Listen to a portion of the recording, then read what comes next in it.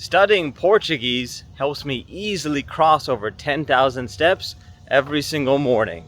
This actually started back in 2024 when not only did I start doing total body workouts with some Bowflex dumbbells at home, but I also stepped up my daily step goal from 10,000 steps a day to over 21,000 steps a day.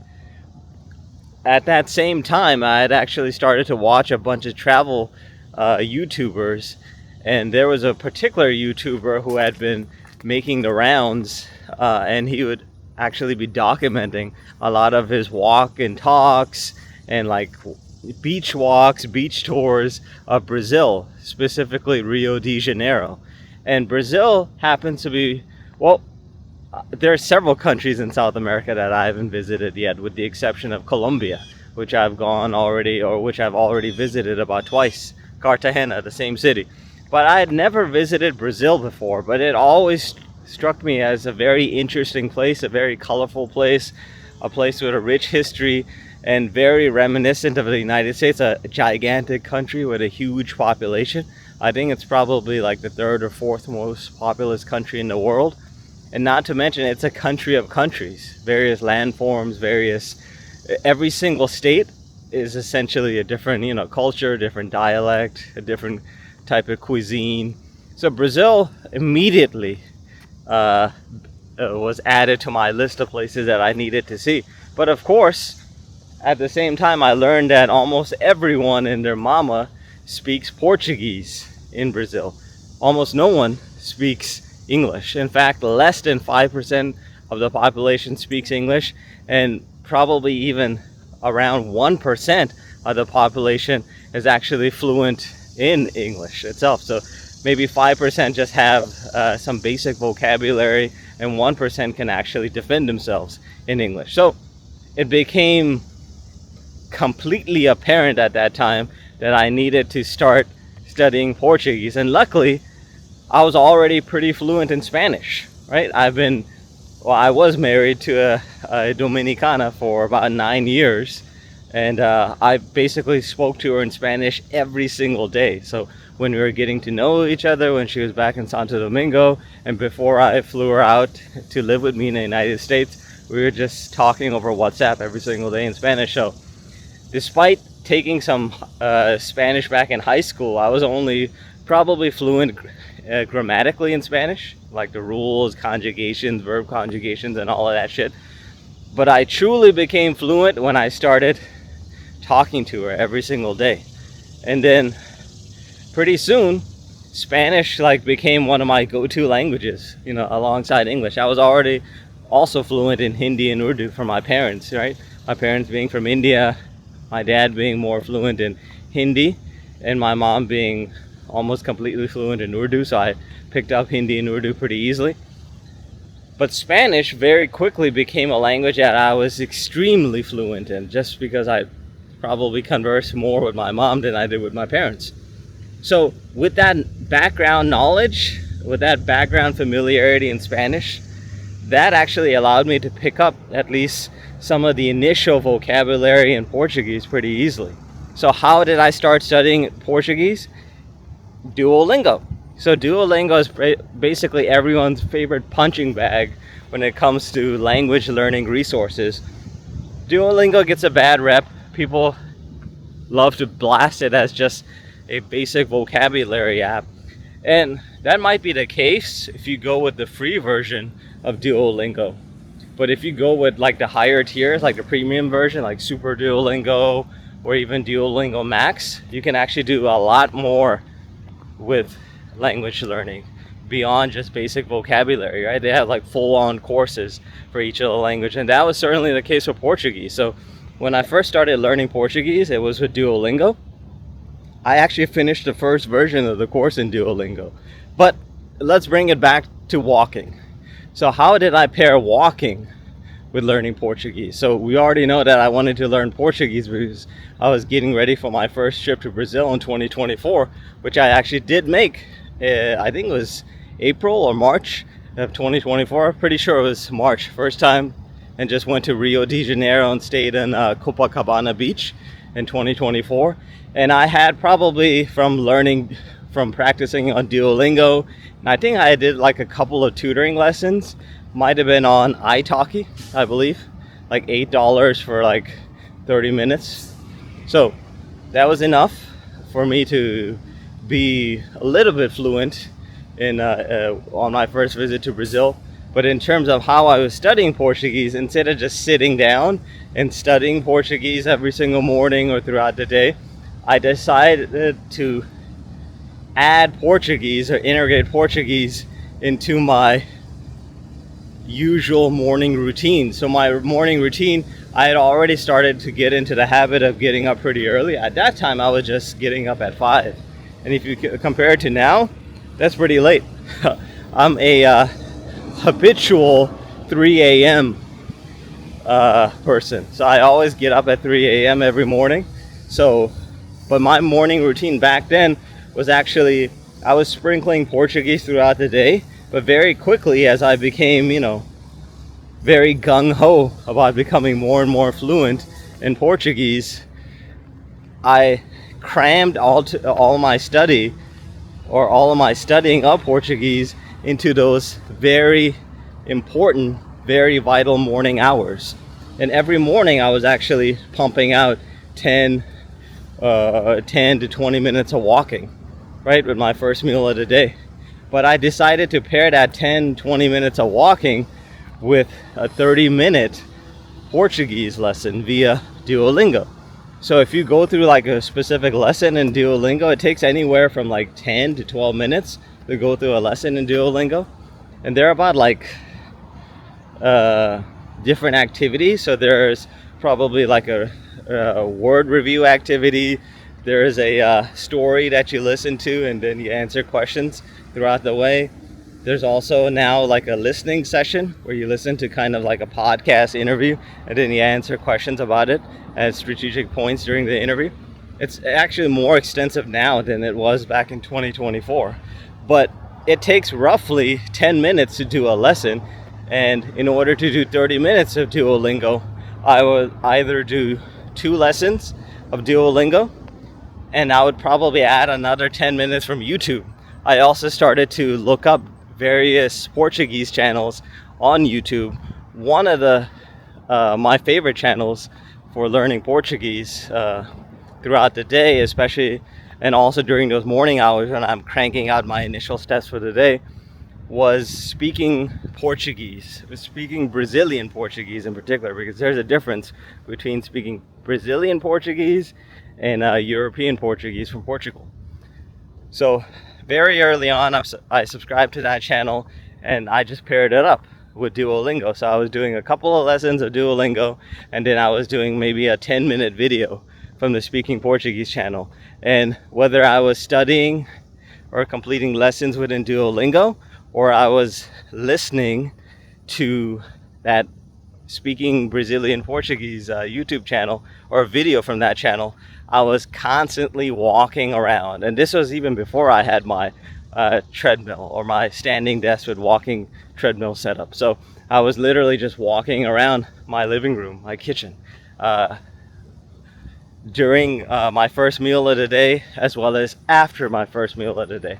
My goal was to get as close to 6,000-7,000 steps before I even took a shower, and then, officially started my day, which in those days, I was working from home. So obviously, before I wanted to go into my first meeting of the day, I wanted to at least knock out my first chunk of steps, which at that time was about 6,000 to 7,000 steps. Fast forward now to 2026, they've actually issued an update to the Portuguese course.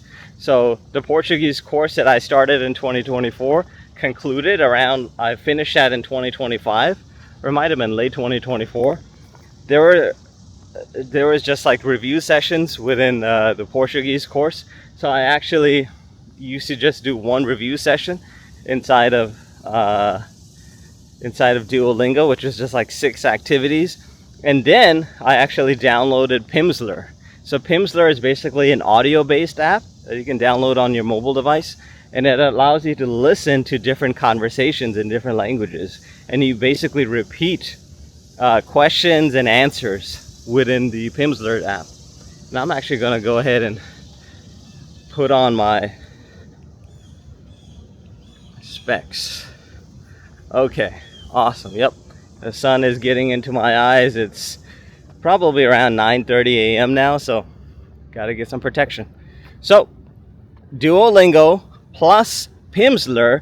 Pimsleur would give me a guaranteed 3,000 steps because each Pimsleur lesson took roughly 29 to 30 minutes to complete. So pairing that up with one Duolingo review session, which lasted about 10 minutes, and then Pimsleur, which was like 30 minutes, I was basically knocking out 4,000 steps from the combination of Pimsleur and Duolingo. Speaking Brazilian Portuguese, I decided to sprinkle in later in the day, so that got pushed later on in the day.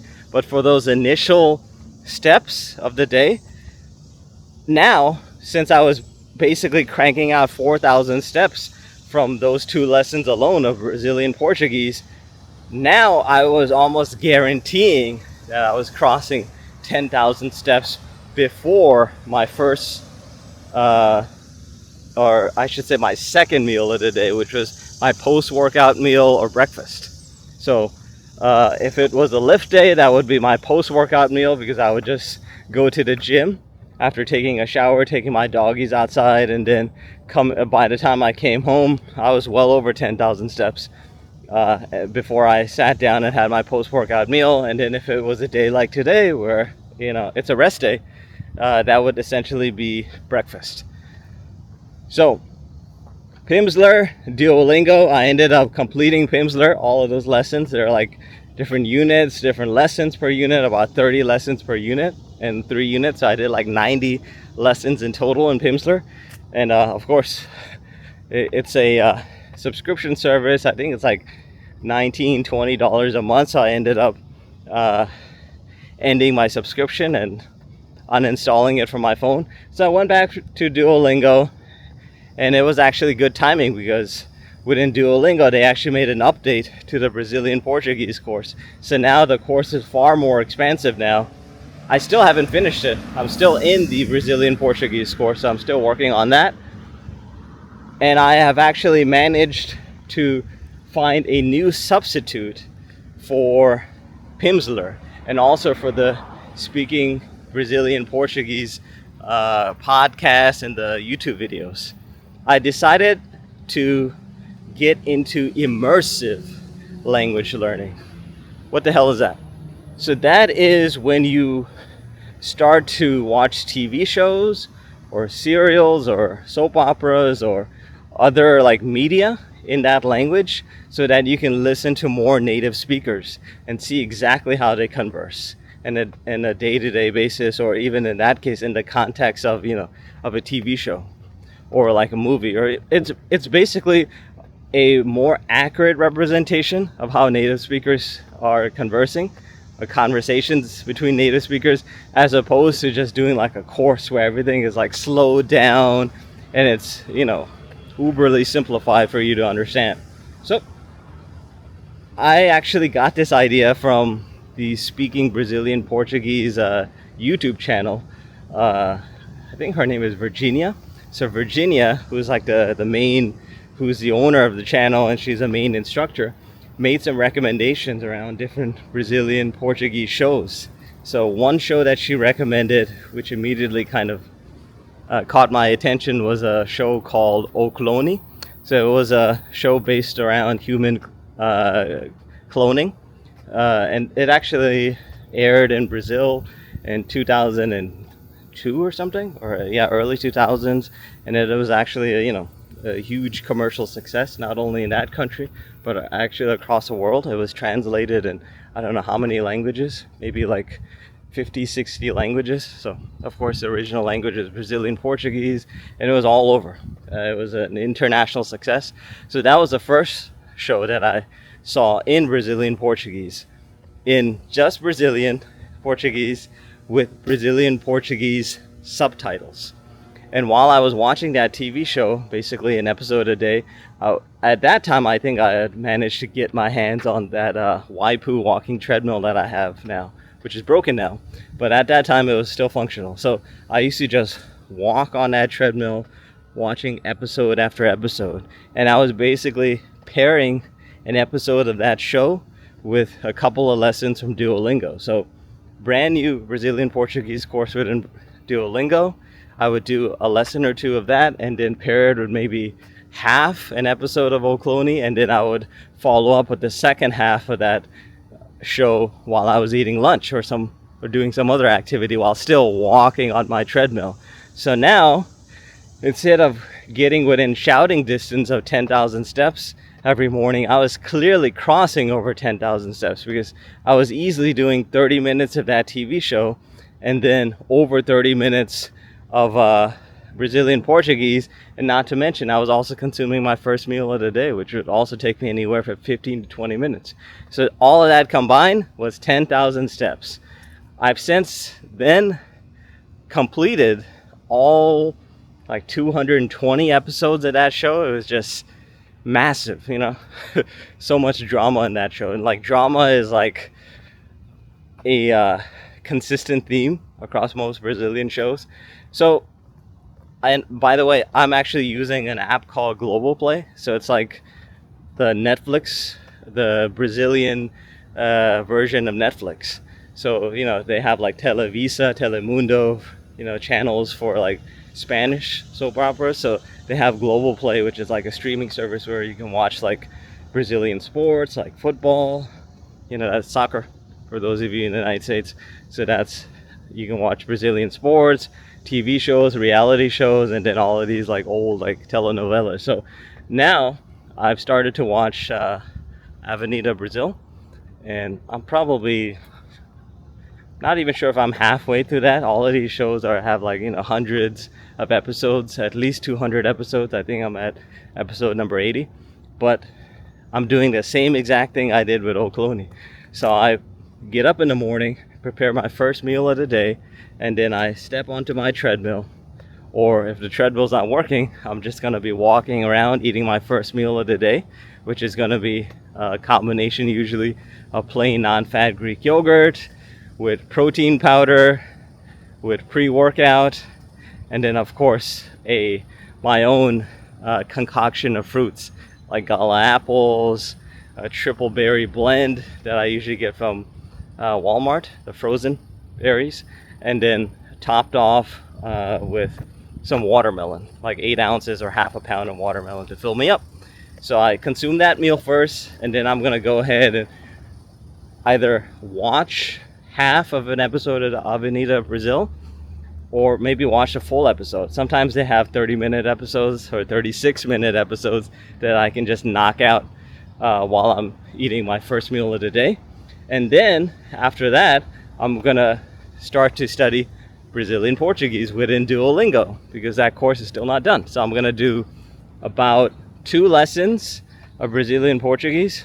And recently, probably as of this summer, I actually went back and started the Spanish course as well in Duolingo.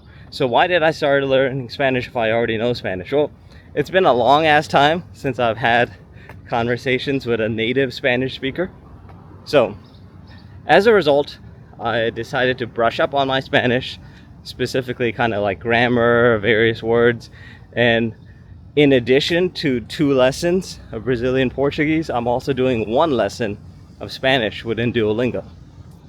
So now, after half an episode or entire episode of Avenida Brazil, I'm pairing that up with 2 lessons within 2 lessons of Brazilian Portuguese within Duolingo, and then 1 lesson of Spanish within Duolingo.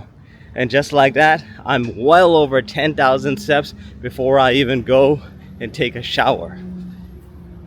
So by the time I come back from the gym, or by the time I sit down to have my second meal of the day, I'm probably at 12 to 13,000 steps like clockwork every single morning. Doesn't matter if it's a weekday, a weekend, a holiday, what have you. My routine remains exactly the same. Immersive language learning with Duolingo learning while walking the whole damn time. So this is how you all can also pair or essentially employ what I call habit stacking. So you pick a habit that you're rather fond of. That could be writing, that could be reading, that could be studying, listening to a podcast, and you complete that habit or activity while you're walking, right? Instead of sitting down, being sedentary as ever, walk around. Complete that habit so that you're getting in your steps as early as possible in the morning, and you're doing something that you enjoy. That's exactly how I'm able to knock out 10,000 steps every morning. And by knocking out 10,000 steps so early in the morning, that puts me in the best position possible to hit 30,000 steps by the end of the day.